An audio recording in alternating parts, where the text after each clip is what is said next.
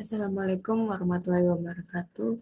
Perkenalkan, nama saya Dita Azhari, NPM 2305 1040 1003, nomor komputer 27. Nah, kali ini saya akan membuat video tutorial bagaimana cara mengolah data menggunakan rancangan acak kelompok faktorial, serta menganalisis data tersebut menggunakan aplikasi SPSS. Yang paling utama, kita pastikan kita sudah memiliki datanya di Excel atau di spreadsheet. Nah, jadi ini adalah data saya yang akan saya olah dan saya analisis ke dalam aplikasi SPSS. Selanjutnya kita akan membuka aplikasi SPSS-nya. Nah, setelah kita membuka aplikasi SPSS, maka akan muncul seperti pada layar ini. Ada dua eh, ada dua bagian yang harus kita isi. Yang pertama itu ada variable view, lalu ada data view. Nah, pertama-tama kita akan mengisi bagian variable view. Kita akan mengklik bagian variable view. Nah, pada variable view seperti ini tampilannya.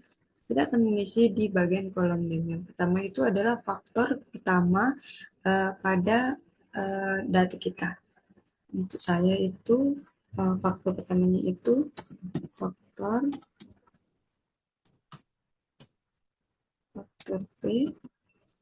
Selanjutnya untuk yang kedua itu faktor keduanya dari skripsi atau data kita.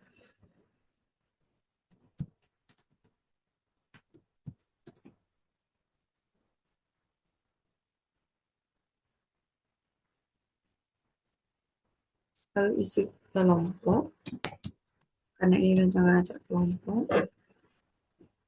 Lalu selanjutnya hasil. Nah, kita akan membuat pengaturan untuk desimalnya. Kita akan membuat 2 untuk di hasil dan selebihnya itu 0.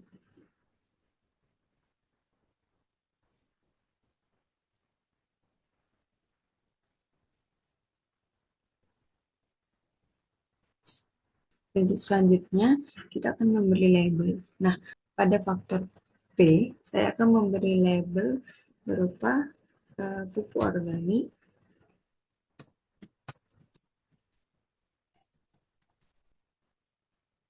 Untuk faktor V, saya akan memberi label berupa varietas.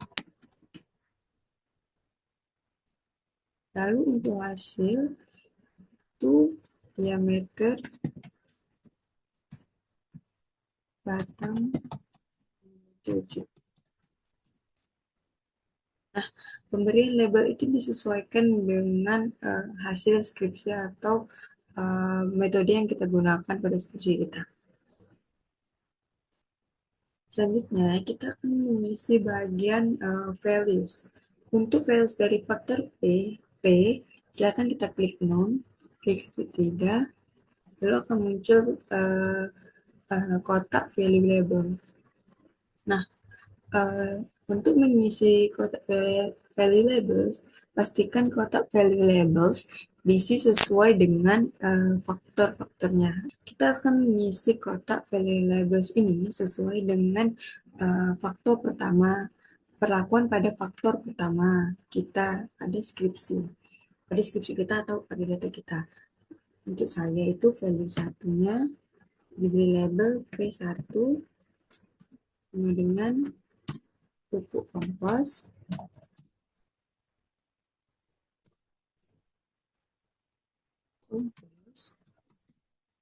Lalu klik add. Selanjutnya untuk value 2, kita beri V2 cair, lalu klik add, lalu klik OK. Selanjutnya kita akan mengisi values di bagian faktor V atau faktor kedua. Silakan klik none, lalu klik titik 3. Lalu akan muncul kotak value labels. Nah, kita juga akan mengisi kotak value labels sesuai dengan faktor kedua dari perlakuan pada skripsi kita.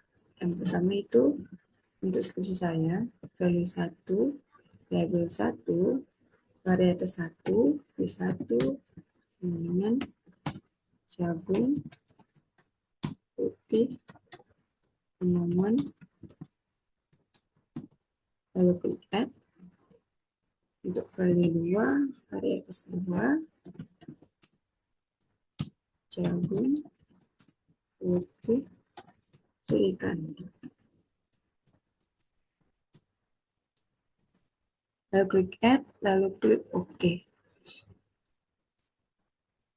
Selanjutnya, kita akan mengisi values dari kelompok. Karena di sini saya menggunakan 4 kelompok, maka kita isi 4. Value 1, kelompok 1,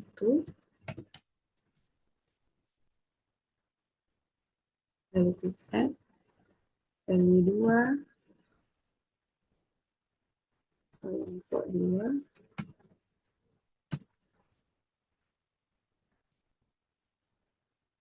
value 3,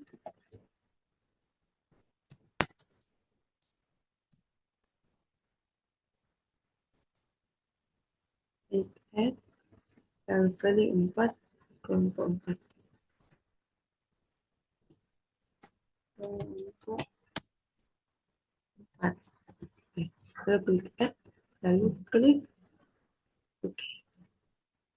Nah, selanjutnya kita akan mengisi di bagian data view. Klik bagian data view, maka akan muncul tampilan seperti ini.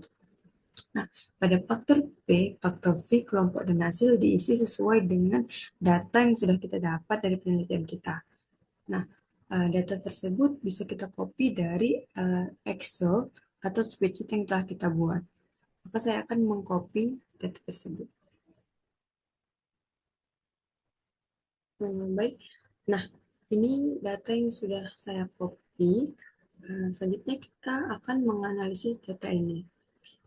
Yang pertama, kita klik Analyze, lalu klik General Linear Model, lalu klik Univariate.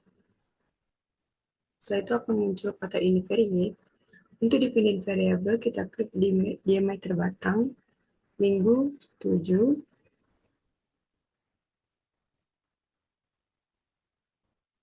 untuk fix faktor, kita klik pupuk organik, lalu kita klik varietas, lalu kita klik kelompok juga. Setelah itu, kita akan mengisi model, klik custom, klik faktor P, type-nya kita ubah dulu ke main effects, faktor P kita pindahkan, faktor V juga, kelompok juga kita klik, lalu kita pindahkan. Selanjutnya, pada faktor P kita klik, tekan tombol shift pada keyboard, lalu tekan tombol panah ke bawah. Setelah itu pada type kita ubah ke interaction, lalu kita pindah. Selanjutnya kita continue, klik continue. Lalu kita akan mengisi bagian post hoc. Nah, untuk post hoc kita pindahkan semua ini 3 ke sini. Faktor P kita pindahkan, faktor V kita pindahkan, kelompok kita pindahkan. Klik LSD, OK, dan lanjutkan. Lalu klik continue. Selanjutnya kita akan mengisi bagian option, klik overall, klik tanda panah. Lalu pilih descriptive statistik dan homogeneity test. Lalu klik continue. Lalu kita klik OK.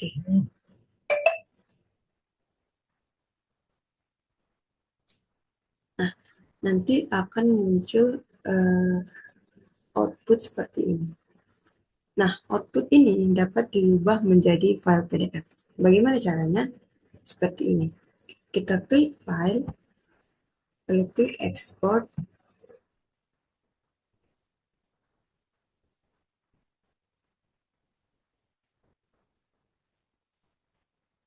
lalu klik all visible. Pastikan type-nya sudah portable document format atau PDF. Nah, untuk mengubah nama, kita klik browse.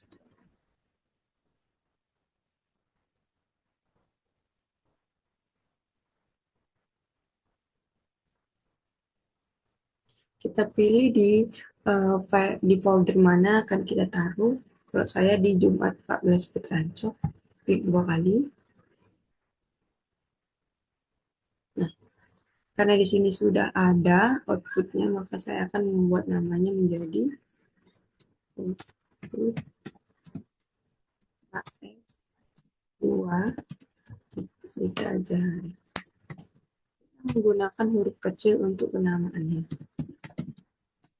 Baik, lalu klik save. Seperti ini. Setelah itu kita klik OK.